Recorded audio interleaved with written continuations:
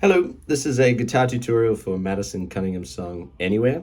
It's a great song from the album The Revealer, and it's got some cool time signature stuff going on and just really cool songwriting, and I thought it would be a fun one to do a tutorial for. Basically, for the verses, you're counting in 7. So like 1, 2, 3, 4, 5, 6, 7, 1, 2, 3, 4, 5, 6, 7.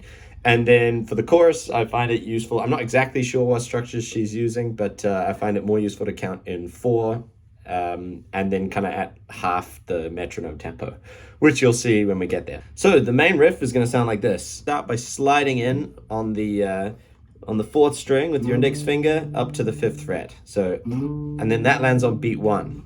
After that, you're going to hit the open 2nd string and go back to that note on the 4th. So it's on the 4th string. So it sounds like this. And then what you're going to do is you're going to hit the 7th string with your pinky on the high E string and then pull off. On the end of 3 is when the pull off occurs. So it sounds like this. And then you're going to hit that 4th string again. So you hit it 3 times so far.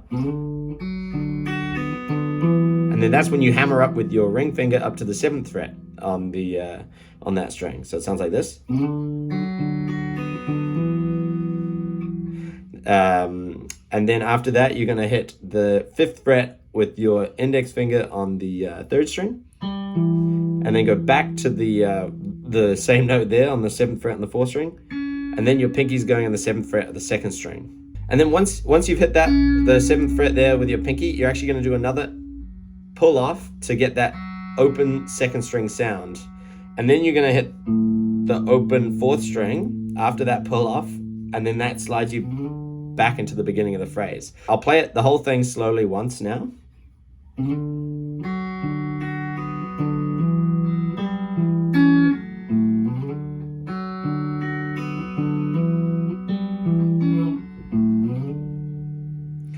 So now I'm going to play it with a metronome, and I'll have the numbers coming up on screen so you can get used to how you would count this. It sounds like this.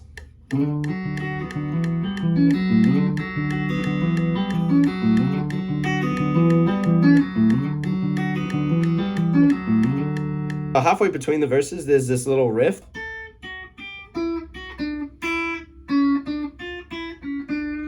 Something like that. If you want to add that into your performance, go right ahead. So after the verses, there's a bridge that sounds like this.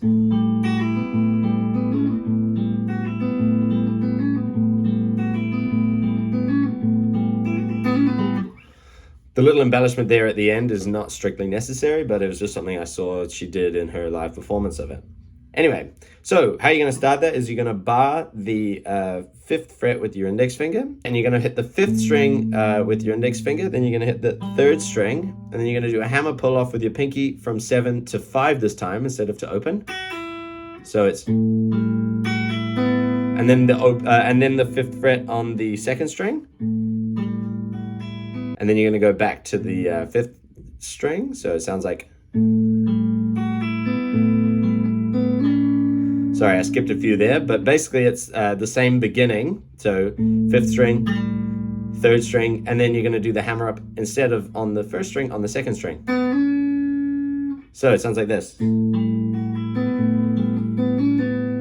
then, again, because we're only counting to 7, you're going to go straight back into it there. I'll play it now with the metronome so you can count and hear the 7 beats again.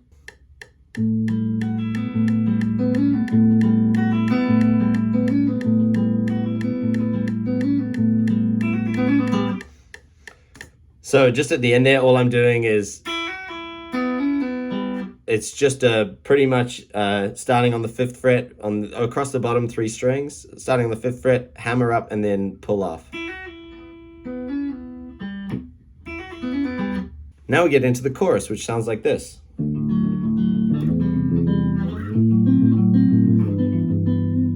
With the singing, it sounds something like, any day now, I find myself free of it. You'll turn and face me there, daring to answer to no one.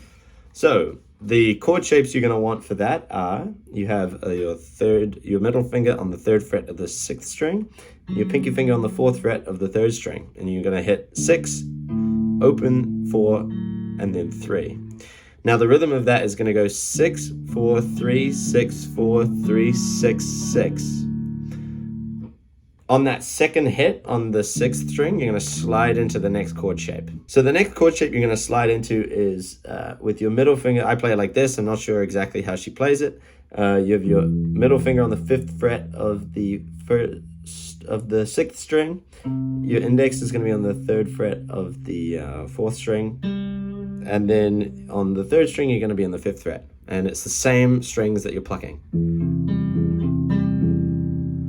Except this time, because of the rhythm of where we changed into the 2nd phrase, the emphasis is in a different place. So I'm going to play it with the metronome now, the 2 phrases together, and just on a loop a few times so you can hear how they fit together.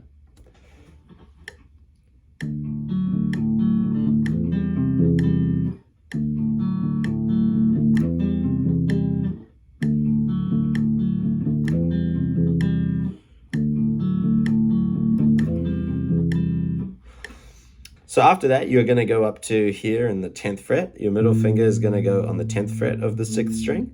On the 4th string, you have the 9th fret with your index finger, and then your pinky is going to take the 10th fret of the 3rd string.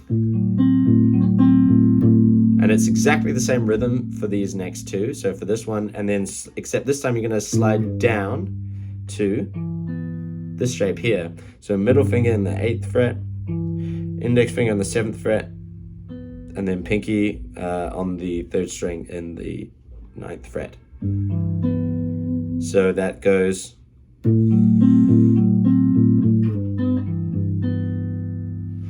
So the whole thing again with a slightly faster metronome would sound a bit like this.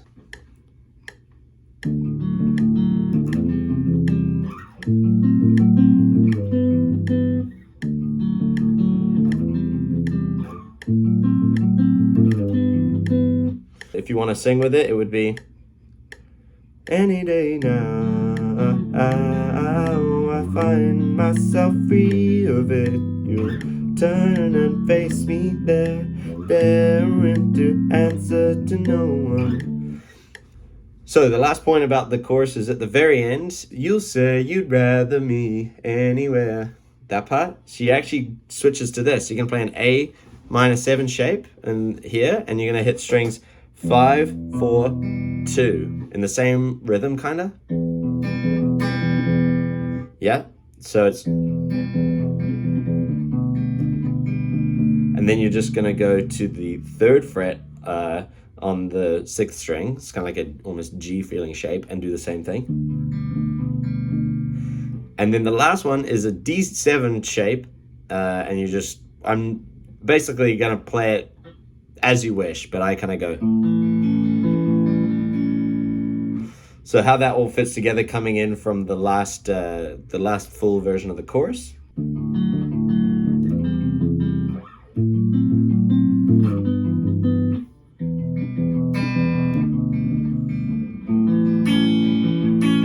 Anywhere but, and now she goes.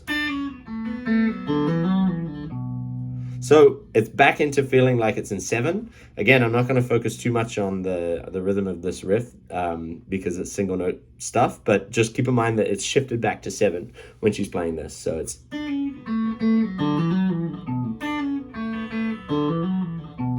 So at the very end, there's this kind of breakdown part. It sounds a bit like this.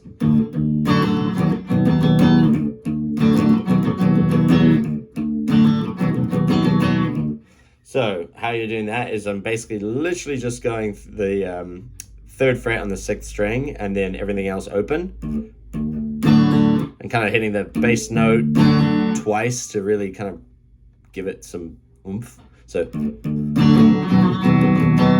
then the 2nd shape is same as the 2nd shape in the chorus, just slid down 1 fret. So you get this cool chromatic bass like. So, but yeah, so this is the shape, and that breakdown part, the 2nd shape you want to hit. So with the singing, it's kind of like, what are you going on about? I don't understand. Yeah, anyway, it just kind of keeps going like that. Anyway, you can have fun with that bit. So at the very end, just before she goes into one last riff, there's a part where she's alternating between an A minor 7 shape and that D7 shape. I'll have the lyrics on screen for what point in the song that is, but yeah, just as something to note, it shifts slightly for right before the very end, before you resume back to here. So that pretty much covers all of the elements of the song. Yeah, it's a great song, and hopefully let me know if you want to see more Madison Cunningham tutorials. And yeah, that's about it. So thanks so much for watching.